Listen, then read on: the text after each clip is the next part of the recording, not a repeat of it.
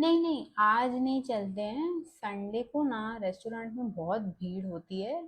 Sunday नहीं जाते। ठीक है। आज भी नहीं। आज तो सोमवार है, सोमवार को तो सब पुराना बचा कुचा खाना मिलता है। तो हम सोमवार को भी रेस्टोरेंट में नहीं जाएंगे।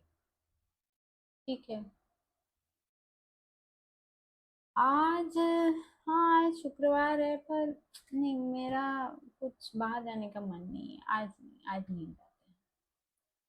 अपनी श्रीमती जी से रेस्टोरेंट जाने के लिए बहाने बनाना बंद कीजिए।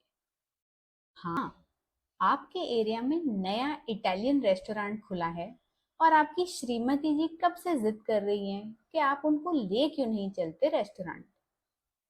पर अगर रेस्टोरेंट में जाके अंग्रेजी बोलने के ख्याल से आपके पसीने छूट रहे हैं, तो आज आपकी इस चिंता को सुलझा देते हैं। हमारे साथ इस वीडियो में अंत तक जुड़े रहिएगा और हमें ज़रूर बताइएगा कि आपको ये वीडियो कैसा लगा। आपको अगर मेरे अब तक के वीडियो पसंद हैं तो मेरी चैनल सब्सक्राइब की ना, बेल आइकन पे क्लिक कीजिए। तो आपको हर रोज जब मैं वीडियो पोस्ट करती हूँ तो आपको नोटिफिकेशन आ जाएगा। तो चलिए अब आपके इटालियन रेस्टोरेंट में जाने की तैयारी करते हैं। अब सबसे पहले आप रेस्टोरेंट में जाएंगे तो आपको पेश किया जाएगा एक मेन्यू। अब मेन्यू उस रेस्टोरेंट में जो खाना परोसा जाता है उसकी एक लिस्ट है।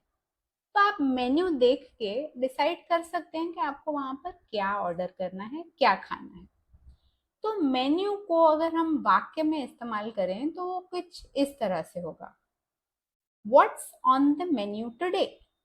मतलब अगर आप वेटर से मेन्यू ले रहे हैं या आपस में बात कर रहे हैं तो आप ये इस वाक्य का उपयोग कर सकते हैं। What's on the menu today. ये ज्यादा करके उन रेस्टोरेंट्स में इस्तेमाल होता है जहाँ पे दिन का कुछ स्पेशल खाना हो। मतलब एक फिक्स्ड मेन्यू तो होता ही है पर दिन का एक स्पेशल होता है। तो वो पूछने के लिए हम कहते हैं what's on the menu today. गौर कीजिएगा कि यहाँ पे जो प्रेपोजिशन यूज हुआ है वो है ऑन। तो व्हाट्स इन द मेन्यू नहीं कहते हैं, व्हाट्स ऑन द मेन्यू कहते हैं। The waiter handed me the menu. इसका मतलब जब मैं रेस्टोरेंट में आई तो वेटर ने मुझे मेन्यू दिया। There are several vegetarian dishes on the menu. मतलब मेन्यू में काफी सारी शाकाहारी चीजें हैं जिनसे हम चूज करके ऑर्डर कर सकते हैं। तो ये तो हुआ मेन्यू के बारे में। आप वेटर को मेन्यू मांग भी सकते हैं अगर वो बिजी हो और अगर अब तक ना दिया हो तो आप उन्हें बुलाकर पूछ सकते हैं, could I have the menu please. Finger बोल। शुरुआत से अंत तक जंप कर रही हूँ, लेकिन फिंगर बोल खाने के अंत में आता है। वो एक छोटा सा पानी का कटोरा होता है, गर्म पानी का, जिसमें एक नींबू, आधा नींबू डाला होता है। और इसका इस्तेमाल खाना खाने के बाद हाथों को, हाथों से ज्यादा उंगलियों को उसमें डिबोकर साफ किया जाता है। अब इसका हम सेंटेंस में ऐसे इस्तेमाल कर सकते हैं। A finger bowl is a must if you have eaten Indian food. क्योंकि हम लोग ज्यादातर हाथों से खाते हैं तो इंडियन खाना खाने के बाद फिंगर बोल मिलना तो जरूरी ही होता है। अगर आप कोई ऐसी चीजें जो आप चम्मच से खाते हैं, फर्ज कीजिए आपने कुछ नूडल्स या ऐसा कुछ खाया है जो आप फॉक से या चम्मच से खाते हैं, तो वहां पे अगर आपको फिंगर बोल नहीं भी दिया जाता तो कोई तकलीफ नहीं है। पर इंडियन खाना खाने के बाद फिंगर बोल की जरूरत पड़ती ही पड़ती है। I cleaned my finger nails with the lemon peel from the finger बोल।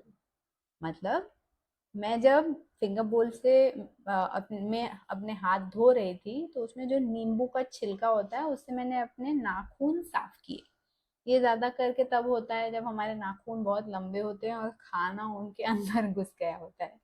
तो हमारे फिंगर नेल्स हम अच्छे से साफ करते हैं। तो ये तो हुई बात फिंगर बोल की। ब्रेथ फ्रेशनर, जिसे हम हमारे भाषा में मुखवास कहते हैं। खाना खाने के बाद फर्ज कीजिए आपने खाने में प्याज खाया है, कच्चा प्याज। तो खाना खाने के बाद आप मुखवास खाएंगे ताकि आपकी सांस में प्याज की स्मेल ना रहे, और इसीलिए इसे कहते हैं ब्रेथ फ्रेशनर। तो इसका हम वाक्य में कुछ इस तरह इस्तेमाल कर सकते हैं। People often suck a peppermint as a breath freshener. मतलब जो पेपरमिंट या मिंट जिसे कहते हैं हम, पुदीना, वो खाने से भी सांस खुशबूदार हो जाती है। तो ये इस वाक्य का ये मतलब है कि लोग कभी कभार पुदीना भी खाते हैं मुखवास के तौर पे। Fennel seeds make a great breath freshener. अब फेनल सीड्स माने सौंफ। तो इस वाक्य का मतलब ये है कि सौंफ एक अच्छा मुखवास है। तो fennel seeds make a great breath freshener. Valet. अब वैले बोलते वक्त टी साइलेंट है। तो वैले वो व्यक्ति होता है जिसका काम गाड़ी को पार्क करना होता है। फिर वो चाहे होटल में, रेस्टोरेंट में या कहीं और भी हो सकता है, जैसे कि कोई कॉन्फ्रेंस हॉल हो, कोई बिजनेस फैसिलिटी हो। तो वैले प्रोनाउंस करते वक्त टी साइलेंट है, ये याद रखिएगा। अब इसका वाक्य में हम कुछ इस तरह से प्रयोग करेंगे। Does the restaurant offer valet parking? ये सवाल हुआ कि उस रेस्टोरेंट में वैले पार्किंग की सुविधा है क्या। Valet parking is a convenient service offered at many hotels. मतलब वैले पार्किंग की सुविधा आजकल काफी होटल्स में होती है, या वो एक अच्छी सुविधा है जो काफी होटल्स उपलब्ध कराती हैं। रिजर्वेशन। अब जब हम होटल में या रेस्टोरेंट में अपना एक बुकिंग करते हैं, एक टेबल बुक करते हैं, एक रूम बुक करते हैं, तो उसे कहते हैं हमने एक रिजर्वेशन किया। So do you have a reservation? तो जब आप होटल में या रेस्टोरेंट में दाखिल होते हैं तो आपको रिसेप्शनिस्ट या जो वेटर होता है वो पूछता है, do you have a reservation? इसका मतलब वो आपको पूछ रहा है कि आपने हमारे यहाँ पर टेबल बुक किया है क्या, रूम बुक किया है क्या। तो अगर आप हाँ कहेंगे, यस, तो वो आपको पूछेगा in what name do you have you made the reservation. तो आपको ये बताना होगा कि आपने किस नाम से रिजर्वेशन किया है। हो सकता है आपने किया हो सकता है आपके फ्रेंड्स में से किसी ने, अगर होटल का ग्रुप, ऑफिस का ग्रुप हो, तो हो सकता है ऑफिस के नाम से रिजर्वेशन किया हो सकता है। तो आपको तब वो नाम बताना होगा उनको। I'll phone the restaurant to make a reservation। मतलब मैं रेस्टोरेंट में फोन करके रिजर्वेशन कर देती हूँ। अब यहाँ पे सिर्फ एक छोटी सी बात याद रखनी है। रेस्टोरेंट ऐसी जगह है जहाँ पे हमें खाना मिलता है, पर होटल ऐसी जगह है जहाँ पे हम रह भी सकते हैं। तो होटल का प्राइमरी काम है कि वो आपको अकोमोडेशन देता है, रूम्स देता है, और कभी कभार खाना भी होता है। मतलब होटल में रेस्टोरेंट होता है। हम ज्यादा करके होटल और रेस्टोरेंट इन दोनों शब्दों का मतलब सेम ही समझते हैं, पर इसमें ये अंतर है कि होटल में रूम्स होते हैं और खाना ऑप्शन में होता है, पर रेस्टोरेंट में खाना मिलता है, वहां पे रूम्स नहीं मिलते। आप वहां पे खाना खा के वापस या तो अपने घर या अपने होटल जाते हैं। क्विजीन। तो इस शब्द का मतलब है किसी एक देश का या एक प्रकार का खाना, उधर का particular style of cooking. Do you like Indian cuisine? मतलब आपको कोई पूछ रहा है कि आपको इंडियन क्विजीन पसंद है क्या। Mexican cuisine is too spicy for my liking. मतलब मेक्सिकन खाना मुझे बहुत ज्यादा तीखा लगता है, मैं इतना तीखा नहीं ले पाती हूँ। टिप। अब ज्यादा करके जो वेटर होता है या जो टेबल साफ करता है वो आपको एक सर्विस प्रोवाइड कर रहा है, और उसके लिए आप उन्हें कुछ एक्स्ट्रा अमाउंट देते हैं। उस अमाउंट को कहते हैं tip. The taxi driver was so rude to her that she didn't tip him. मतलब टैक्सी ड्राइवर इतना ज्यादा नक चढ़ा था या बात करने में बहुत ही बुरे तरीके से बात कर रहा था, इसलिए उसने टैक्सी ड्राइवर को टिप नहीं दिया। दे टिप द वेटर ₹100। मतलब उन लोगों ने वेटर को ₹100 का टिप दिया। एम्बियंस। अब एम्बियंस एक जगह का जो फीलिंग है या जो आपको वहाँ का जो वातावरण महसूस होता है उसके संदर्भ में कहा जाता है। The restaurant has a Regal और अ लग्जूरियस एम्बियंस। मतलब रेस्टोरेंट का जो एम्बियंस है, उधर की जो फीलिंग आती है वहां पर रह के, वो बहुत ही एक रिच राजा वाली, रीगल मतलब राजा वाली फीलिंग आती है। मतलब आपको लगता है कि आपको बहुत ही अच्छे से ट्रीट कर रहे हैं, सब कुछ बहुत ही शानदार है। तो जो शानदार वाली फीलिंग है उसे लग्जूरियस एम्बियंस कहेंगे। Despite the casual ambience the prices at the Irani are steep. मतलब जो ईरानी रेस्टोरेंट है उसका एम्बियंस, उधर की जो उधर का जो माहौल है वो काफी साधारण सा है, पर उसके मुकाबले जो उनके प्राइजेज हैं वो काफी ज्यादा हैं। मतलब ऐसे साधारण माहौल के लिए इतने ज्यादा प्राइस या इतना ज्यादा महंगा उधर का जो खाना है वो थोड़ा जच नहीं रहा या समझ नहीं आता। स्पार्कलिंग। अब स्पार्कलिंग उस ड्रिंक के कॉन्टेक्स्ट में कहते हैं जिसके अंदर वो छोटे छोटे बबल्स होते हैं।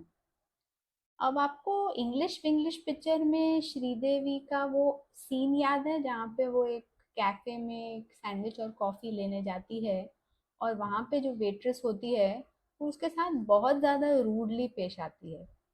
और उनके कॉन्वर्सेशन में एक बार वो उसको पूछती है वाटर स्टिल और स्पार्कलिंग। अब हमने पिक्चर तो देख ली है, पर उस सवाल का मतलब क्या है, स्टिल और स्पार्कलिंग। अब पानी के कॉन्टेक्स्ट में कोई पूछता है स्टिल और स्पार्कलिंग तो इसका मतलब क्या होता है। अब स्टिल मतलब सादा पानी, और स्पार्कलिंग मतलब पानी जिसके अंदर कार्बन डाइऑक्साइड मिलाया गया होता है, जिसके वजह से उसमें छोटे छोटे बबल्स होते हैं। तो आप सोडा का पानी भी कह सकते हैं उसे। तो वो पूछ रही थी श्रीदेवी से कि आपको सादा पानी चाहिए कि आपको सोडा वाला पानी चाहिए।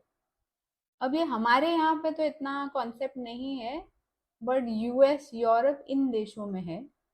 तो इसीलिए अगर आप उधर का खाना सर्व करने वाले रेस्टोरेंट में अगर जाएंगे तो आपको हो सकता है ये सवाल पूछा जाए।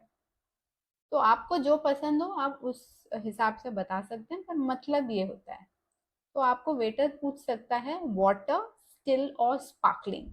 तो अगर आपको सादा पानी चाहिए आप स्टिल कह सकते हैं, अगर आपको सोडा वाला पानी चाहिए या ट्राई करना है तो आप स्पार्कलिंग कह सकते हैं। The only difference between still water and sparkling water is that sparkling water contains dissolved carbon dioxide। यही है इन दोनों का अंतर जो मैंने आपको अभी समझाया। कॉन्टिनेंटल। अब कॉन्टिनेंटल खाना यूरोप के देशों का खाना है जिसके अंदर फ्रेंच, स्पेनिश, इटालियन ये सारे कुजीन आ जाते हैं। तो जब मैं छोटी थी तो मैं मेन्यू में पढ़ा करती थी कॉन्टिनेंटल फूड, और मैं सोचती थी कॉन्टिनेंटल का क्या मतलब है।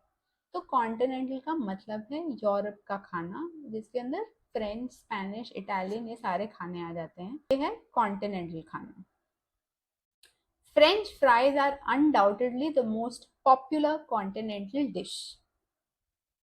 फ्रेंच फ्राइज कॉन्टिनेंटल खानों में सबसे ज्यादा मशहूर खाना है। I am not in the mood for continental food, let's have oriental fare instead. मतलब कोई कह रहा है कि मुझे कॉन्टिनेंटल खाना खाने का मन नहीं है, हम ओरिएंटल खाना खाते हैं। अब ओरिएंटल खाना मतलब उसमें इंडियन खाना आता है, बेसिकली एशिया के कॉन्टिनेंट का खाना आता है, क्योंकि कॉन्टिनेंटल यूरोपियन खाना होता है।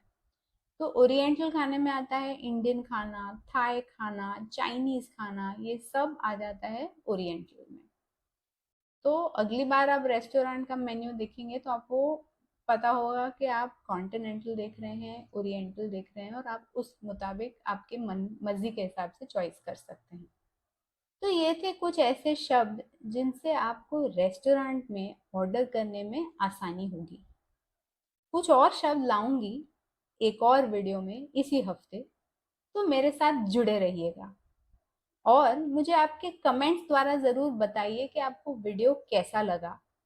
कुछ पर्टिकुलर टाइप का कुजीन है, कुछ ऐसे शब्द हैं जिनके बारे में आप ज़्यादा जानना चाहते हैं, तो मुझे ज़रूर बताइएगा। मैं आपकी मदद के लिए हर रोज़ एक वीडियो लाती रहूंगी। मेरी शुभकामनाएं आपके साथ हैं। जल्द ही आपकी अंग्रेजी फर्राटेदार हो जाएगी। Thank you.